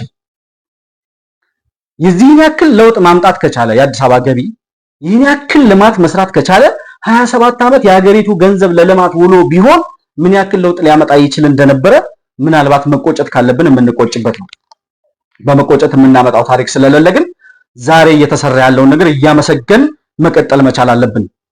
ትላንትናችንን ስናይ ነው ዛሬ እየተሰራ ያለው ነገር የሚገባን የሚለውን ነገር ነው በደንብ ማስመር የምፈልገው። የነ አለላ ኬላ፣ የነ ጎርጎራ፣ የነ ወንጪ፣ የነ አለላ ሪዞርት ሌሎችም በሀገር አቀፍ ደረጃ እየተሰሩ ያሉ የልማት ስራዎችን በጣም ሰፊ ስለሆነ ሌላ ቪዲዮ ያስፈልገኛል ምናልባት እነሱን ለመዳሰስ እና የአዲስ አበባን የልማት እንቅስቃሴና በመላው ሀገሪቱ እየተሰራ ያለውን ስራ ይሄን ያክል ካየን ሌላው ጠቅላይ ሚኒስትር አብይ እንዲመሰገን የሚያደርገው ትልቁ ነገር የህዳሴ ግድብ ይባላል። የህዳሴ ግድብ ወያኔ ምናልባት ለፖለቲካ መግዣ የህዝብን ፍላጎት ለመግዛት የጀመረው ፕሮጀክት ካልሆነ በስተቀር ወያኔ የህዳሴ ግድብን ጨርሶ ኢትዮጵያን ለማልማት ወይም የኢትዮጵያን ህዝብ ከጨለማ ለማውጣት የጀመረው ነው ብለን እንዳንል ምናልባት የለውጡ መንግስት በመጣ ጊዜ የህዳሴ ግድብ የነበረበትን ሁኔታ ማየት በቂ ነው። ሜቴክ የሚባል አጥፊ ድርጅት የራሱን የሆነ ምናልባት መኖሪያ ቤቶችን እንኳን በአግባቡ ሰርቶ የማያውቅ ድርጅት የህዳሴ ግድብን የሚያክል ሜጋ ፕሮጀክት ገነባለሁ ብሎ ገብቶ የህዳሴ ግድብን ወደ ሞት እየገፋው ነበር። ጠቅላይ ሚኒስትር አብይ ወደ ስልጣን ሲመጣ ጠቅላይ ሚኒስትር አብይ አህመድ በወሰዱት ቆራጥ እርምጃ የህዳሴ ግድብን ከጥፋት እንዲድን አድርገው ዛሬ የህዳሴ ግድብ 100% ሞልቶ የኢትዮጵያን የጨለማ ህይወት ለመቀየር መንገድ ጀምሯል። የህዳሴ ግድብ የኢትዮጵያ ህልውና እንደነበረ ወይም እንደሆነ ማረጋገጫው የህዳሴ ግድብን ለማደናቀፍ የዓለም አቀፉ መንግስታት የሄዱበትን ርቀት ህዳሴ ግድብን መገንባት እንድናቆም ጠቅላይ ሚኒስትር አብይ ላይ ይደረግ የነበረ ጫና የተባበሩት መንግስታት የጸጥታው ምክር ቤት ከ12 ነው ከ13 ጊዜ በላይ በኢትዮጵያ ጉዳይ በህዳሴ ግድብ ዙሪያ ላይ ተሰብስቦ ምናልባት እነ ራሺያና እነ ቻይና ከጎናችን ስለነበሩ ውሳኔ እንዳይወሰን ወይም ደግሞ ግንባታውን እንድናቆም ውሳኔ እንዳይወስኑ ያደረጋቸው የነ ራሺያ ከኛ ጎን ሆነው እኛ መደገፋቸው ነው እንጂ የህዳሴ ግድብን እንድናቆም ወይም ጠቅላይ ሚኒስትር አብይ ግንባታውን እንዲያቆም ያልተደረገ ያልተቆፈረ ነገር አልነበር። ያን ሁሉ ጫና ተቋቁሞ ግብጽ 12 ነው 13 ጊዜ ስብሰባ እየጠራች የተባበሩት መንግስታትን በኢትዮጵያ ጉዳይ ላይ እንዲወሰን ያን ሁሉ ቅስቀሳ ስታደርግ ከመላው ዓለም ይደረግበት የነበረውን ጫና ተቋቁሞ የህዳሴ ግድብን ከሞት ታድጎ ዛሬ ለደረሰበት ከፍተኛ የሆነ ለውጥ ያበሰረ ወይም የህዳሴውን ግድብ መጠናቀቅ እናት ከመቀነቷ እየፈታች የሰራችውን ግድብ እያንዳንዱ ኢትዮጵያዊ ቦንድ እየገዛ የገነባውን የህዳሴ ግድብን ከሞት አንስቶ ህያው እንዲሆን ያደረገው ጠቅላይ ሚኒስትር ዶክተር አብይ አህመድ ይባላል። ለዛ ነው ይሄንን መሪ የምንደግፈው። ለዛ ነው ኢትዮጵያን የሚቀይር ኢትዮጵያን የሚለውጥ መሪ ነው ብለን ከጎኑ የቆምነው። ትልቁ ስኬቱ የዶክተር አብይ ኢትዮጵያዊነት ማረጋገጫው የህዳሴ ግድብን ማየት ብቻ በቂ። ይህንን ማየት የማይፈልጉ የኢትዮጵያን ልማት የማይፈልጉ ኢትዮጵያ እንድትለወጥ የማይፈልጉ ፖለቲከኞች ዛሬ የጠቅላይ ሚኒስትሩን ጥፋት ያሉትን ነገር እየተናገሩ ወይም ደግሞ ጠቅላይ ሚኒስትሩ ኢትዮጵያን ለማጥፋት ወይም ኢትዮጵያን ለማፍረስ የመጣ መሪ እንደሆነ ዛሬ አፋቸው ሞልቶ ሲናገሩ ይሰማሉ።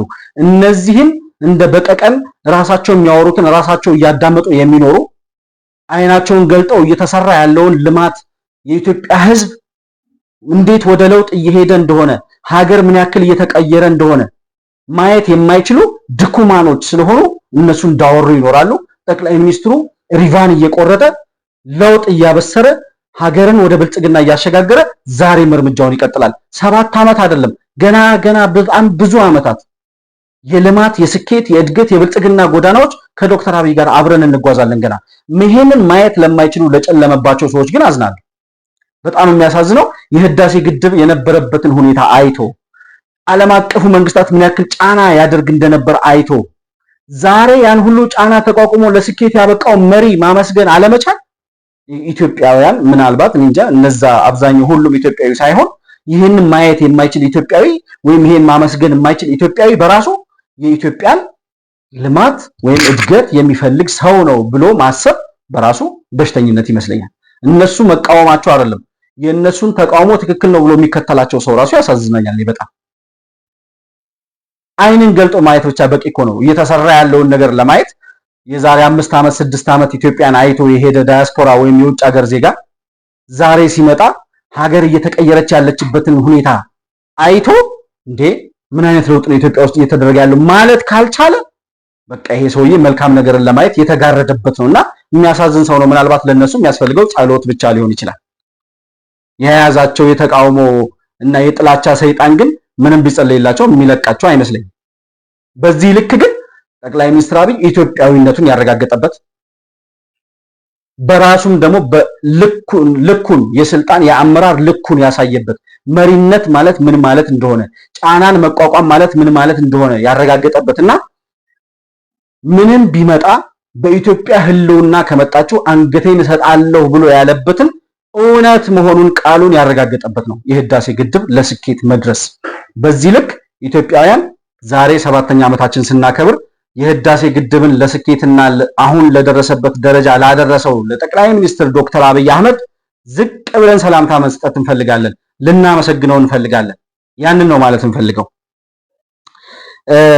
ከህዳሴ ግድብ ስንሻገር በሀገር አቀፍ ደረጃ ጠቅላይ ሚኒስትር አብይ ከመጣበት ጊዜ ጀምሮ 7 ዓመታት ሙሉ የሰራቸውን ስራዎች አሁን በዚህ ሰዓት በአንድ ሰዓትና በሁለት ሰዓት ቪዲዮ ቀርጾ ለመጨረስ በጣም ከባድ ስለሆነ ነው እያለፍኩ ዋና ኢንሲደንቶችን ማነሳው። ጠቅላይ ሚኒስትሩ ወደ ስልጣን ከመጣበት ጊዜ ጀምሮ በተለያየ አረብ ሀገራት ተሰደው ይኖሩ የነበሩ ኢትዮጵያውያን ከእስር አስፈትቶ ወደ ሀገራቸው እንዲመለሱ ያደረገበት ያንን ሂደት ማን ይረሳል? አብረው ስንት ዓመት ሙሉ የሚያስታውሳቸው አጥተው በየአረብ ሀገራቱ እስር ቤቶች ውስጥ ሲማቅቁ የነበሩ ህፃናት ልጆች ይዘው እስር ቤት የነበሩ እናቶች ከጠቅላይ ሚኒስትሩ ጋር አብረው በአንድ አውሮፕላን ወደ ኢትዮጵያ ሲመጡ ያየንበት ማንኛው መሪ ነው ከኢትዮጵያ ህዝብ ጋር አብሮ በአንድ አውሮፕላን ተሳፍሮ ያውም እስረኛ የነበሩ ዜጎቹን ወደ ሀገሩ ሲመልስ ያየ ነው? መለስ ዜናዊ ነው ይሄን ሲያደርግ ያየ ነው።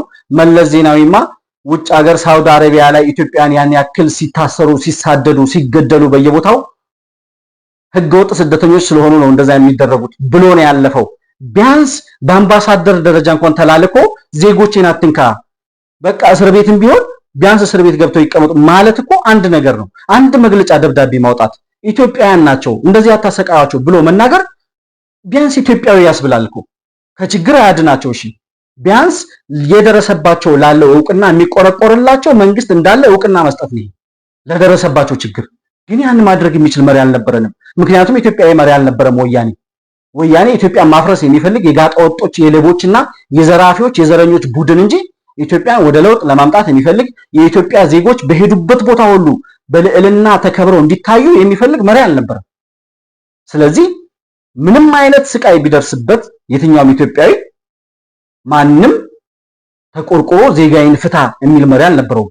ጠቅላይ ሚኒስትር አብይ የሚባል መሪ ወደ ኢትዮጵያ ስልጣን እስከመጣበት ጊዜ ድረስ አንረሳውም ይሄንን ኢንሲደንት። ጠቅላይ ሚኒስትሩ በአንድ አውሮፕላን ከእስረኛ ከነበሩ ኢትዮጵያውያን ጋር አብረው ሆነው ወደ ኢትዮጵያ ሲመለሱ የተሰማንን ስሜት አንረሳውም ሁላችን።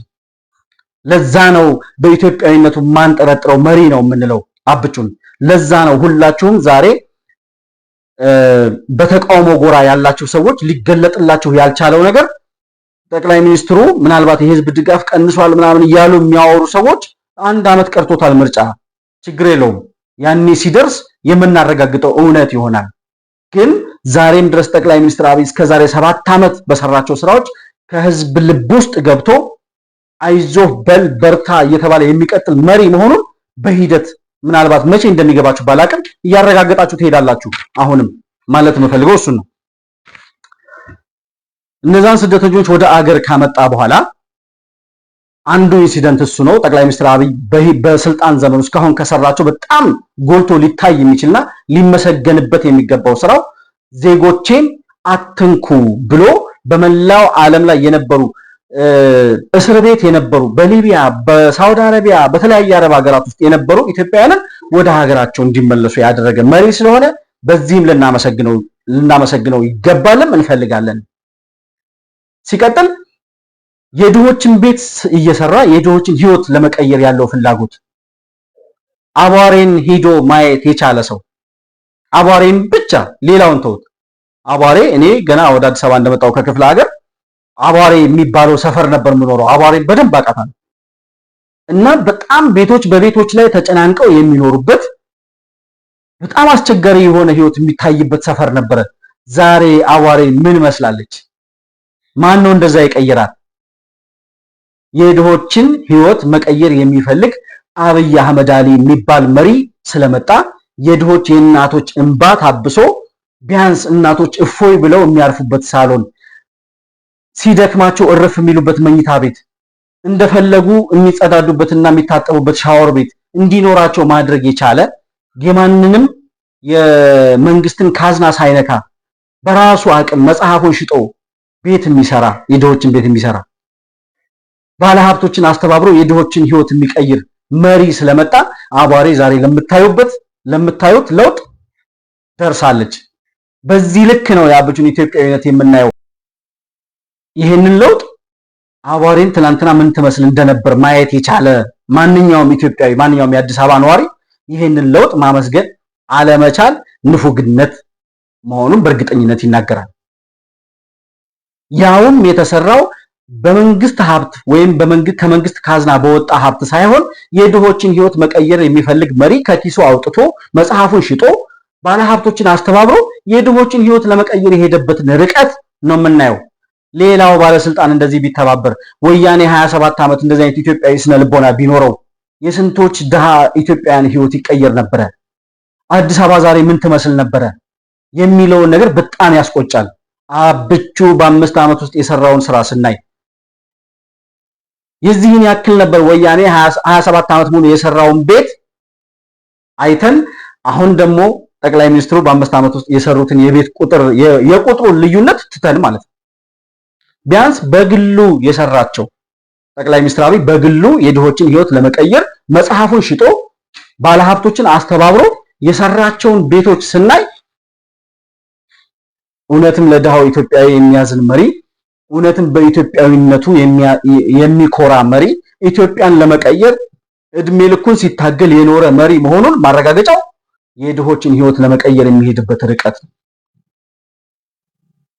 እና በጣም በኩራት መናገር የምፈልገው በጠቅላይ ሚኒስትር አብይ አህመድ ወይም በአብቹ ዘመን በመፈጠሬ እንዲህ አይነት መሪ ኢትዮጵያን ሲመራት በማየቴ በጣም የእድለኝነት ስሜት ይሰማኛል። በህይወቴ ከምኮራባቸው ዋና ኢንሲደንቶች መካከል ጠቅላይ ሚኒስትር አብይን ደግፌ ኢትዮጵያዊ መሪ ነው፣ ኢትዮጵያን ለመቀየር የመጣ መሪ ነው ብዬ ከጎኑ የቆምኩበት ውሳኔ እጅግ በጣም የምኮራበት ውሳኔ።